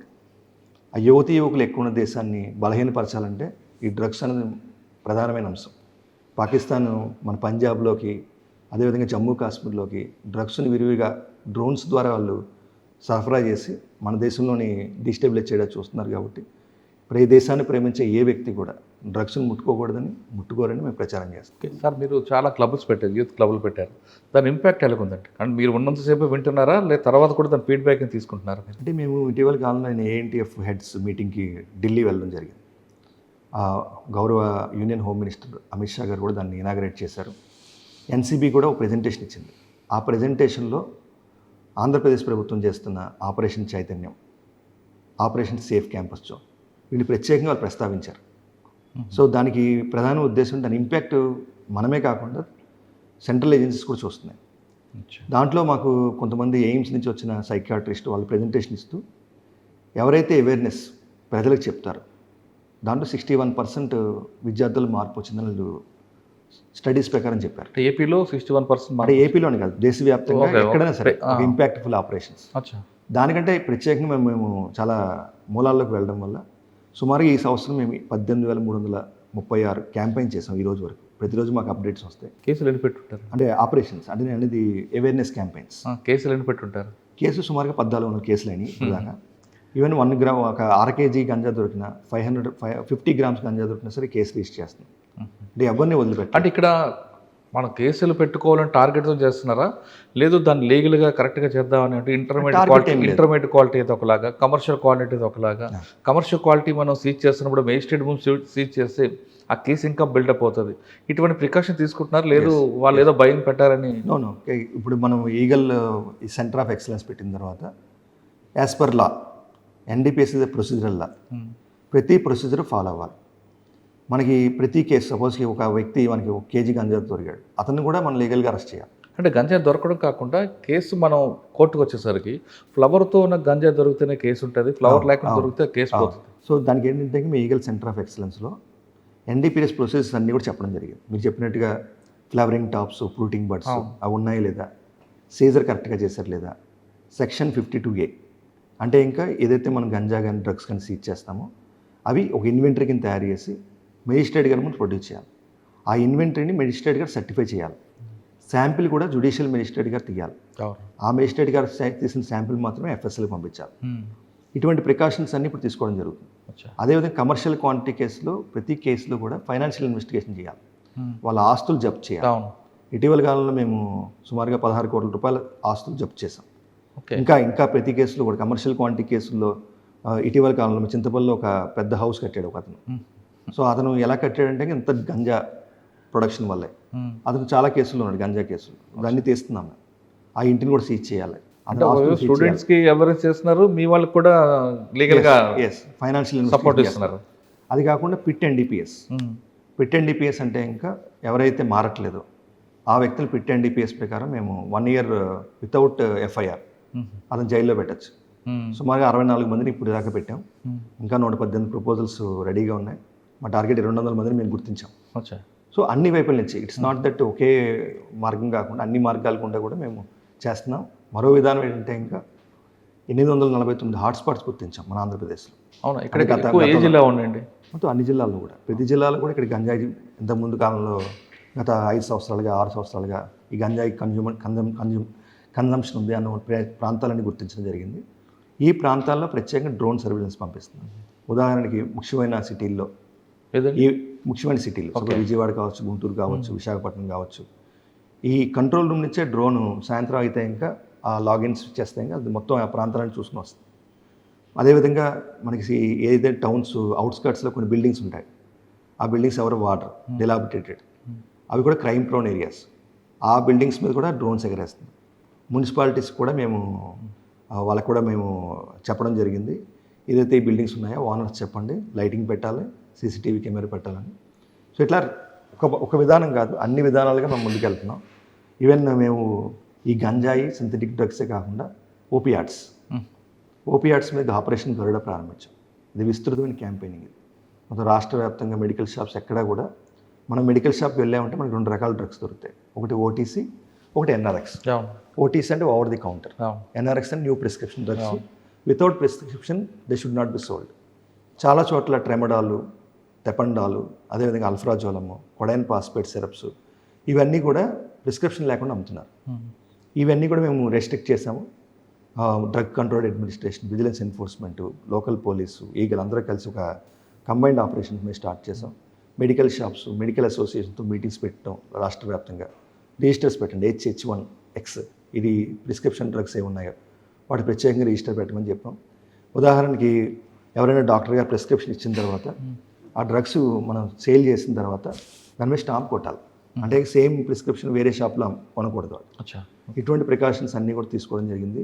డ్రగ్స్ అండ్ కాస్మెటిక్స్ యాక్ట్ 1940 కఠినంగా అమలు చేయమని డ్రగ్ కంట్రోల్ అడ్మినిస్ట్రేషన్ వాళ్ళు ప్రత్యేకంగా మేము కోరడం జరిగింది. సో ఇలాగా నాట్ ఓన్లీ గంజాయి, సింథటిక్ డ్రగ్స్, ఓపియాట్స్, మిగతా అన్నిటి మీద ఫోకస్ చేస్తున్నాం. ఏదైతే మత్తు కలిగిస్తుందో, ఆరోగ్యానికి హానికరమో, అదేవిధంగా వాళ్ళు క్రైమ్ పాల్పడుతున్నారో, అదేవిధంగా దేశ భద్రతకి సంబంధించిన కారణాలు ఉన్నాయి, అవన్నీ కూడా మనం అన్ని చోట్ల చెప్పడం జరుగుతుంది. అంటే మీరు మెయిన్ డ్రగ్స్ మీద ఫోకస్ చేస్తున్నారు, కానీ ఒక ట్రెడిషనల్ డ్రగ్స్ కొన్ని ఉన్నాయండి. ఫర్ ఎగ్జాంపుల్ వైట్ లైనర్, కొంత పెట్రోల్ కూడా బాటిల్ వేసుకొని పీల్చుకొని ఉంటారు. మన వైట్ లైనర్ పీల్చుకొని కొంతమంది ఉంటారు. కొంతమంది చాక్ పీస్తోనే డ్రగ్గా వస్తారు. ఎక్కువ మన విజయవాడ రైల్వే స్టేషన్ కానీ కొన్ని రైల్వే స్టేషన్ సరౌండింగ్లో కనిపిస్తుంటాయి. మరి వాటి మీద ఫోకస్ అంటే వైట్నర్ ఇవన్నీ కూడా మొత్తం మీరు అందుకని మనం చెప్తున్నాను, మన ఈగల్ వీటి మీద కూడా మేము ఫోకస్ చేయడం జరిగింది. 1972 కాల్ సెంటర్ని విస్తృతంగా ప్రచారం చేస్తున్నాం. ఎవరైనా సరే మేము కీ క్యాంపెయిన్ ఏం చేసామంటే, ఇంకా మీ ప్రాంతంలోకి గంజాయి ప్రవేశించిందా, కాల్ 197. మీ ప్రాంతంలో డ్రగ్స్ ప్రవేశించాయా, కాల్ 197. మీ కాలేజీలోకి వచ్చిందా, ఇట్లా కీ క్యాంపెయిన్ చేసాం. అదేవిధంగా ప్రతి తల్లి కూడా ఈగల్కి బ్రాండ్ అంబాసిడర్ అని చెప్పాం. ప్రతి తల్లిని కూడా మేము చెప్తున్నాం. చాలా చోట్ల మేము మహిళలతో కూడా మీటింగ్లు పెడుతున్నాం.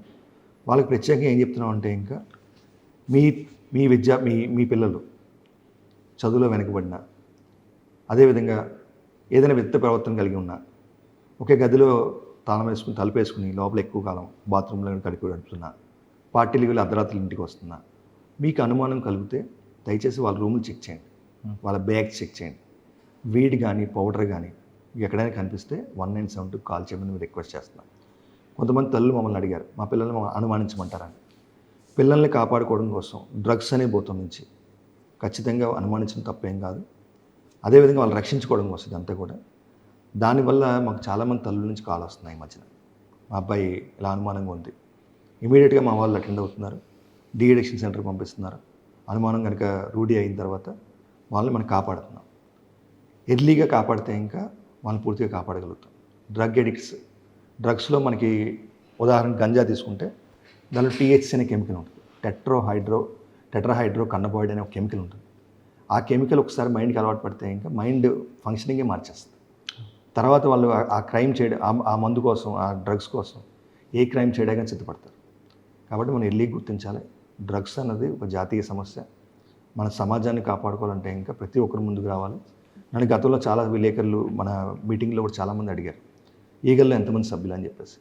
నేను ఈగల్లో 5 కోట్ల మంది సభ్యులు అని చెప్పాను. రాష్ట్రంలో ఉన్న ప్రతి ఒక్క వ్యక్తి కూడా ఈగల్లో సభ్యుడే. ప్రతి వ్యక్తి అనుకోవాలి, ఈ సమాజం నాది, ఈ డ్రగ్స్ మా పక్కింట్లో వచ్చిన సమస్య కాదు, రేపొద్దున మన పిల్లల్ని కూడా మనకి వేరు చేస్తుందని గుర్తించాలి. మీకు ఇందాక చెప్పినట్టుగా విజయవాడలో నాకు ఒక తల్లి ఫోన్ చేసి చాలాసేపు మాట్లాడాను తల్లితో కూడా. ఆ అమ్మాయి ఏం చెప్పిందంటే, 2020 ఆ టైంలోనే అబ్బాయి 10th క్లాస్లోని ఆ స్కూల్ ఫస్ట్ వచ్చాడు. స్కూల్ ఫస్ట్ వస్తే ఇంకా వాళ్ళ ప్రిన్సిపల్ గారు ఆ అబ్బాయి ఫ్లెక్సీ పెట్టారు. ఈ అమ్మ వాళ్ళ అత్త వాళ్ళ హస్బెండ్ కూడా అతను డ్రైవర్, ఒక చిన్న ఫ్యామిలీ వాళ్ళది. ఈ అమ్మ కేవలం ఆ ఫ్లెక్సీ చూసుకోవడం కోసం 1 కిలోమీటర్ నడుచుకుని వెళ్ళిందట స్కూల్కి. అప్పటికే అబ్బాయి 10th క్లాస్ నుంచి ఇంటర్మీడియట్కి వేరే కాలేజ్కి వెళ్ళిపోయాడు. ఈ స్కూల్తో సంబంధం లేదు, కేవలం అబ్బాయిని చూసుకోవడం కోసం. తర్వాత ఇంటర్మీడియట్కి వచ్చిన తర్వాత అబ్బాయి గంజా ఫ్రెండ్స్ అలవాటు అయ్యారు, గంజా ఎడిక్ట్ అయ్యాడు, వివిధ రకాల డ్రగ్స్ తీసుకుంటున్నాడు. ఈరోజు కూడా కోలుకోలేదు అబ్బాయి. ఈరోజు కూడా మొత్తం అన్ని కట్స్ ఉంటాయి అబ్బాయి. సో అంతలా మారిపోయాడు. డీఎడిక్షన్ సెంటర్ పంపించారు. ఇంకా అంటే అంతలాగా అతను చేయి దాటిపోయాడు. తల్లిని కొడతాడు, తండ్రిని కొడతాడు, అగ్రెసివ్గా బిహేవ్ చేస్తాడు. సో ఈ కథ చూస్తే మనకు అనిపిస్తూ ఉంటుంది ఈ అబ్బాయిని మనం ఎందుకు కాపాడలేదు. ఆ అబ్బాయి 10th క్లాస్లో స్కూల్ ఫస్ట్ వచ్చాడు, ఇంటర్మీడియట్లో కూడా ఫస్ట్ వచ్చి ఈ రోజుకి ఏ బీటెక్ ఏ డాక్టర్ కింద బయటకు వస్తే సమాజానికి ఎంత ఉపయోగపడతాడు. ఇప్పుడు సమాజానికి భారం అయ్యాడు. రేపు పొద్దున అతను ఏ పెద్ద క్రైమ్ చేస్తాడో మనం ఊహించలేం.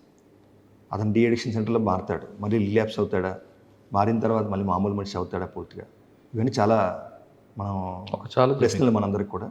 కాబట్టి ఈ డిమాండ్లోకి కొత్త వ్యక్తి యాడ్ అవ్వకూడదు. కొత్త వ్యక్తి యాడ్ అవ్వకుండా మనం వాళ్ళకి చెప్పాలి. పిల్లలందరూ కూడా ఎక్స్పెరిమెంట్ కాదు. మీరు ఒక పార్టీకి వెళ్ళారు, వాళ్ళకి కూడా మనకి ఇంటర్నేషనల్ స్టడీస్ కూడా చెప్తున్నాయి అసిస్టెన్స్ ట్రైనింగ్. పిల్లలందరూ తెలుసుకోవాలి, అరే నేను 5 మంది ఫ్రెండ్స్ ఉన్నారు, 4 తాగుతున్నారు కదా, నేను ఎందుకు తాగకూడదు.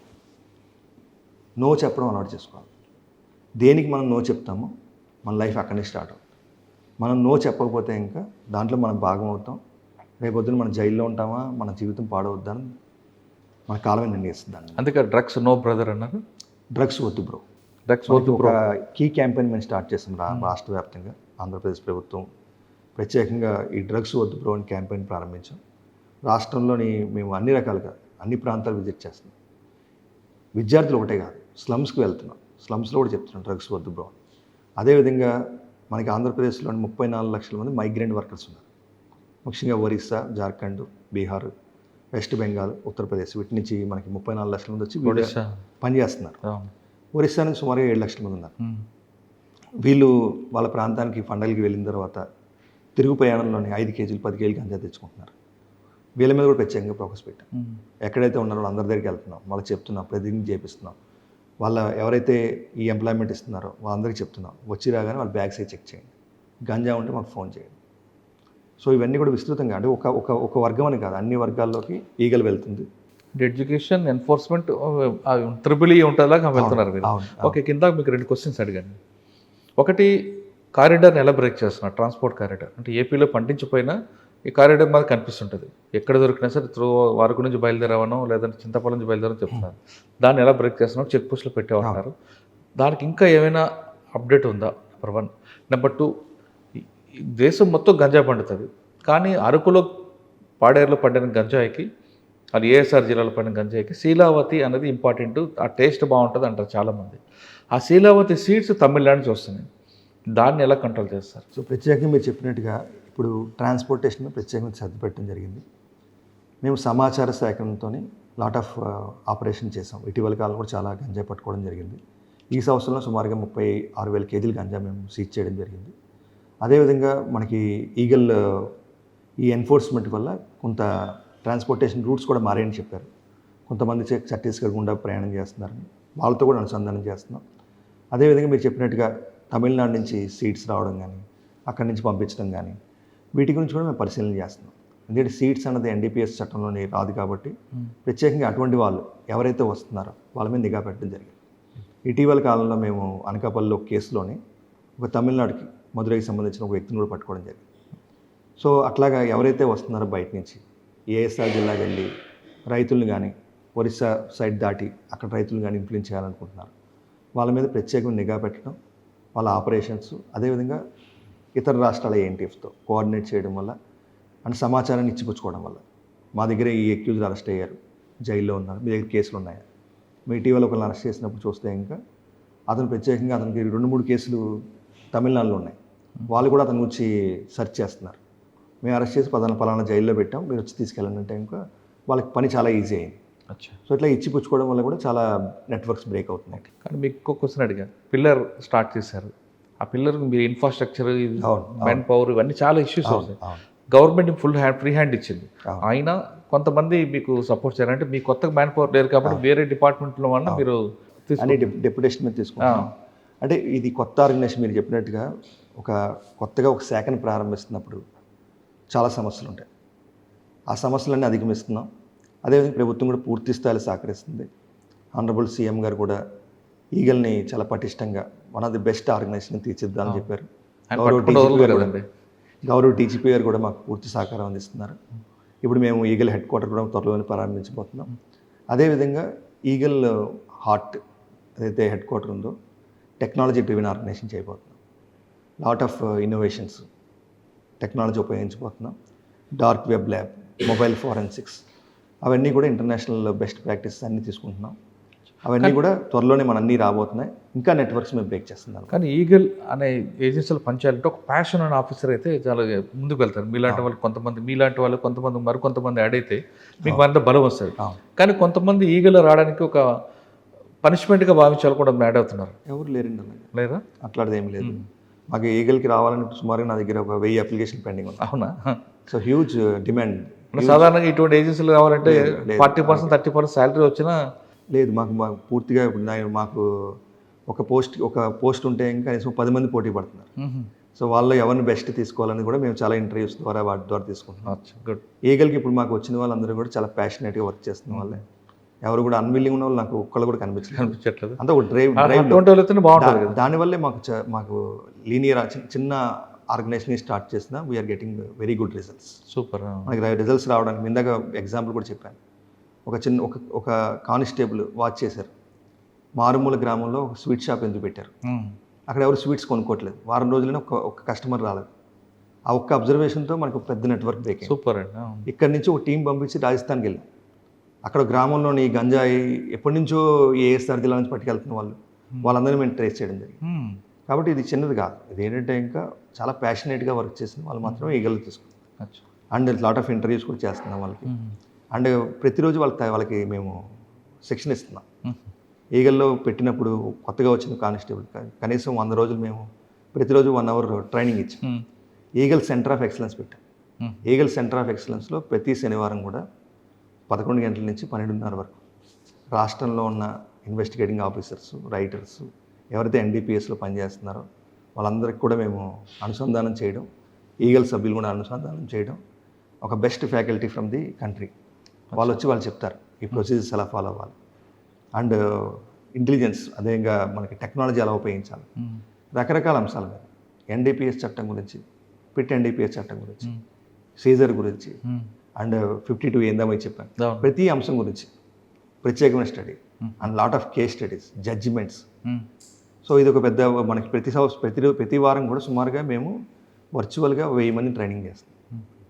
సో మా కానిస్టేబుల్ ఈరోజు మాకు ఈగల్లోకి వచ్చిన కానిస్టేబుల్ చెప్పాం, ఆయన కూడా మాకు ఆఫీసరే. అలా ఎంపవర్ చేసి లీడర్షిప్ నెక్స్ట్ లెవెల్.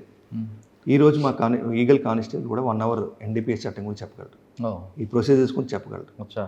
ఎక్కడైనా సరే రాష్ట్రంలోని సెల్స్ నుంచి ఏదైనా అనుమానం ఉంటే ఈగల్ సెల్స్ వాళ్ళని పిలుస్తారు. ఓకే, ఇది కేసు ఇలా ఉంది, ఎలాగ మనం ఈ స్టేట్మెంట్ మనం ఎలా బిల్డప్ చేయాలి, ఎనెక్సెస్ ఎలా ఫిల్ చేయాలి, సో ఎవ్రీథింగ్ మేము ట్రైనింగ్ ఇస్తాం. కాబట్టి ఈగల్లోకి వచ్చి చాలా ప్యాషనేట్ పీపుల్ వస్తున్నారు. మాకు చాలా అప్లికేషన్స్ పెండింగ్ ఉన్నాయి. చాలా ఎక్కువ మంది లోపల రావడానికి ఇష్టపడుతున్నారు. బట్ మేము చాలా లిమిటెడ్గా తీసుకుంటున్నాం. కారణం అతనికి ప్యాషన్ ఉండాలి, సబ్జెక్ట్ మీద కమాండ్ ఉండాలి, అర్ధరాత్రైనా పని చేయాలి. ఉదాహరణకి నెల్లూరులో ఒక కానిస్టేబుల్ ఫిరోజ్ అని చెప్పేసి ఒక సమాచారం మేరకు లోకల్ పోలీసు ఈగల్ కలిసి అర్ధరాత్రి 2 గంటలకి, మాకు చాలా తక్కువ మంది కానిస్టేబుల్స్ ఉన్నారు, 2 గంటలకి 3 కూడా లేచి వాళ్ళు ఆపరేషన్కి వెళ్ళిపోతారు. ఒక ఆపరేషన్లోని ఒక డ్రగ్ పెడ్లర్ అతని కారుని విపరీతంగా ఫాస్ట్గా నడపడం, అతను పట్టుకోవడం కోసం లోకల్ పోలీసు, నెల్లూరు పోలీసులు, మా ఈగల్ కానిస్టేబుల్ కూడా. ఈగల్ కానిస్టేబుల్ కారు వెనక్కి తీసేటప్పుడు అతను గాయాలని మీరు వినే ఉంటారు దాన్ని కూడా కేసులోని. సో మనకి దాంట్లో కూడా ప్రాణాలు తెగించి అతను పట్టుకోవడం జరిగింది. సో అంత ప్యాషనేట్గా పనిచేస్తున్నారు. మా ఈగల్లో ప్రతి ఆఫీసర్ కూడా లాట్ ఆఫ్ స్టడీ చేస్తున్నారు. ఎవ్రీడే ఒక టాస్క్ ఇచ్చాం, మీరు నిద్రపోయే ముందు 20 పేజీలు చదవాలి ఎన్డీపీఎస్లో. ఎన్డీపీఎస్ బెస్ట్ ప్రాక్టీస్ ఎక్కడ ఏం జరుగుతుంది, మన రోజు హోంవర్క్ ఇస్తాం వాళ్ళందరికీ కూడా. వాళ్ళు ఏం చేయాలి, ఏం చేయబోతున్నారు, ఎన్కాడ్ మీటింగ్స్ ఎలా చేయాలి, ఇతర శాఖల అనుసంధానం ఎలా చేయాలి. ఇటీవల మేము డ్రగ్స్ వద్దు సైకిల్ ర్యాలీ స్టార్ట్ చేస్తాం రాష్ట్ర వ్యాప్తంగా. ఆరోగ్యం, ప్రజలందరూ కూడా మంచి అలవాట్లు ఉండాలి విద్యార్థులకి. సో దాని గురించి వాళ్ళు అందరినీ కలుపుకుంటారు. సమాజంలో ఉన్న ప్రముఖుల్ని, రెడ్ క్రాస్ కావచ్చు, రోటరీ కావచ్చు, లయన్స్ క్లబ్ కావచ్చు, సైకిల్ క్లబ్స్ కావచ్చు, ఇతర ఎన్జిఓస్, మంచి ఎన్జిఓస్ కావచ్చు, అందరినీ కలుపుకుంటారు. ఇద్దరు కానిస్టేబుల్స్ ఉన్నా సరే ఆ జిల్లా మొత్తం డ్రగ్స్ని ఆపడం కోసం పెద్ద యుద్ధమే చేస్తున్నారు. So lot of work is going on. Okay sir, ఒకప్పుడు ఈగల నుంచి కాస్త పక్కన పెడతామని, ఒకప్పుడు ట్రెడిషనల్ క్రైమ్, తర్వాత white colour offence, present cyber crime కూడా మీకు చాలా ఎక్స్పర్ట్ కాబట్టి ఆంధ్రప్రదేశ్లో సైబర్ క్రైమ్ మీద పోలీస్ ఏ విధంగా పనిచేస్తుంది, పబ్లిక్ సైబర్ క్రైమ్ విక్టిమ్ కాకుండా ఉండాలని మీరు ఏం చెప్తారు, ప్రస్తుతం ఆంధ్రప్రదేశ్లో ఉన్న ట్రెడిషనల్ సైబర్ క్రైమ్లో ట్రెండింగ్ క్రైమ్ ఏం కనిపిస్తుంది? సైబర్ క్రైమ్ సంబంధించి కూడా మేము చాలా స్టడీ చేస్తున్నాం. ఆంధ్రప్రదేశ్ ప్రభుత్వం కూడా వర్టికల్ ప్రారంభించమని చెప్పేసి కూడా కొన్ని సలహాలు సూచనలు ఇవ్వడం జరిగింది. అదేవిధంగా ప్రస్తుతం ప్రభుత్వం అంటే ట్రెండింగ్ క్రైమ్ ఏముందండి ఇక్కడ? డిజిటల్ అరెస్ట్ ఉందా, ఇన్వెస్ట్మెంట్ ఫ్రాడ్ ఉందా, ఓటీపీ ఫ్రాడ్ ఉందా? చెప్తానండి కూడా మీకు. డిజిటల్ అరెస్ట్ ఉంది, ఇన్వెస్ట్మెంట్ ఫ్రాడ్ ఉంది, ఫిషింగ్ లింక్స్ వస్తున్నాయి. సో అదేవిధంగా మేము సైబర్ క్రైమ్ ఒక 5 విభాగాలుగా విభజించాం ప్రజలకు చెప్పడం కోసం. ఒక కారణం భయం, ఫియర్. డిజిటల్ అరెస్ట్ ఇటువంటివి కూడా ఫియర్ వల్ల జరుగుతున్నాయి. సో అటువంటి కూడా ఇటీవల కాలంలో జరిగింది. చాలా కేసులు మేము ఇటీవల డిటెక్ట్ చేయడం, అరెస్టులు చేయడం కూడా జరిగింది. అదేవిధంగా మీరు చెప్పినట్టుగా ఇన్వెస్ట్మెంట్ ఫ్రాడ్.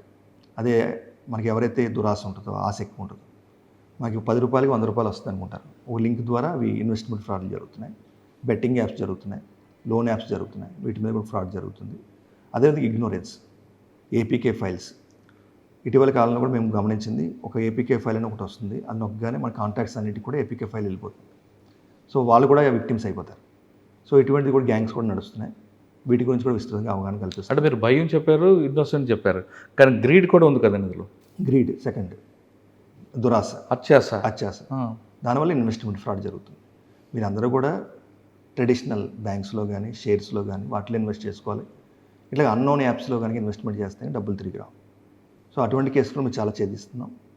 సో అదేవిధంగా ఇగ్నోరెన్స్ ద్వారా తెలియకపోవడం వల్ల ఇది నేను ఎస్పీగా పనిచేసే సమయంలోని చైన్ స్నాచింగ్లు ఎక్కువ జరిగాయి. అంటే ఫిజికల్గా దొంగ కనిపించాను.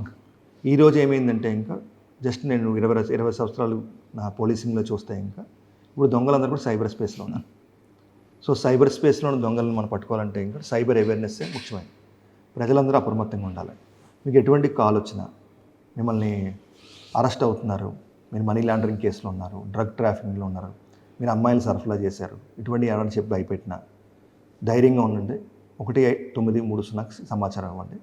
మనకి ఆంధ్రప్రదేశ్ సంబంధించిన I4C కూడా యాక్టివ్గా పనిచేస్తుంది 24/7. అది కూడా వాళ్ళకి విజ్ఞప్తి చేస్తున్నాం. అదేవిధంగా ఇతరత్ర సైబర్ నేరాల గురించి కూడా మేము విస్తృతంగా ప్రచారం చేస్తున్నాం. విద్యార్థులు కూడా అప్రమత్తంగా ఉండమని చెప్తున్నాం. అదేవిధంగా డిజిటల్ అరెస్ట్ సమయంలో కూడా మేము ఈ ఇతర దేశాల్లో ఉన్న సైబర్ స్కామ్ కాంపౌండ్స్, కంబోడియా కావచ్చు, మయన్మార్ కావచ్చు, అక్కడ కూడా మేము పరిశీలన చేస్తున్నాం. ఇటీవల కేసులో మా కంబోడియాలో కొన్ని కేసులు కూడా డిటెక్ట్ అయినాయి.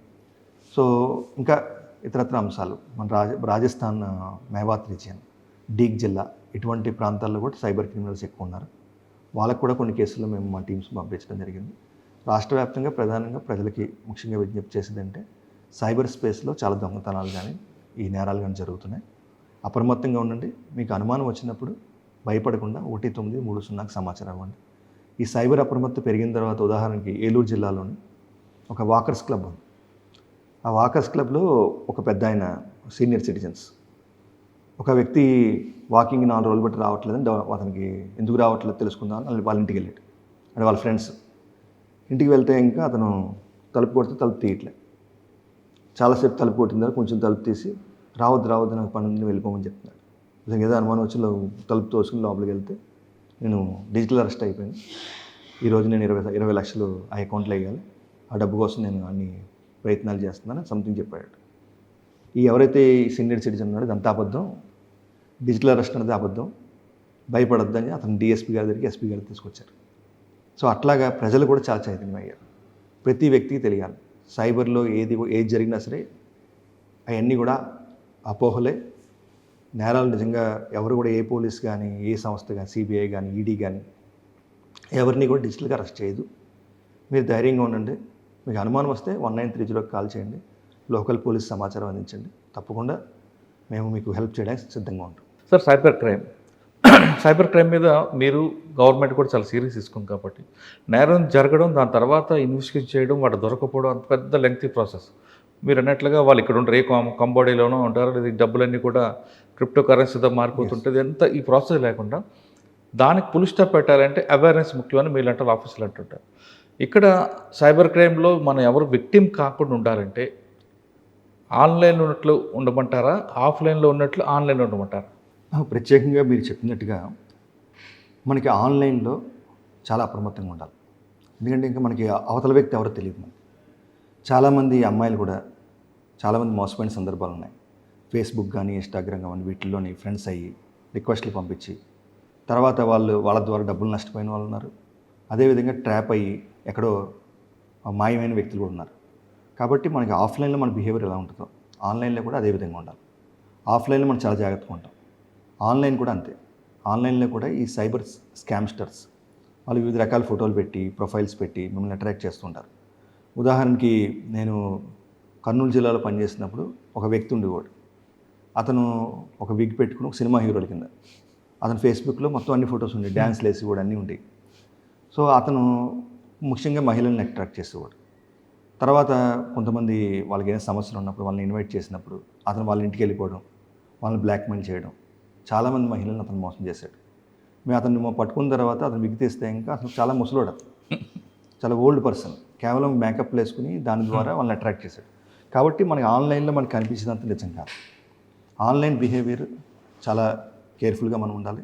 అదేవిధంగా ఆన్లైన్ సైకాలజీ అర్థం చేసుకోవాలి. ఆన్లైన్లో చాలామంది వాళ్ళకి ఇన్హిబిషన్స్ తగ్గిపోతాయి, మనం ఏవైనా చేయొచ్చాము అనుకుంటారు. ఇటీవల కాలంలో మేము ఈ సోషల్ మీడియా మీద వాటి మీద కూడా విస్తృతంగా మేము ఫోకస్ పెట్టడం జరిగింది. విద్యార్థులకి, యువతకి ప్రత్యేకంగా మేము అప్పీల్ చేసేది ఏంటంటే, ఇంకా ఉదాహరణకు మనం గమనిస్తే ఇంకా ఒక వ్యక్తి ఒక హీరో మనకు నచ్చుతాడు, హీరో ఐడియాలజీ మనకి, ఆ హీరో నచ్చగానే అపోనెంట్ హీరో మన శత్రువు అయిపోతుంది. అంటే ఐడియాలజీకి మనం బానిసలు అయిపోతాం. ఈ రాజకీయ పార్టీ మనకు నచ్చుద్ది, ఆపోజిట్ రాజకీయ పార్టీ మన శత్రువు అయిపోతుంది. ఇట్లా ఐడియాలజీకి మీరు బానిసలు అవ్వద్దు.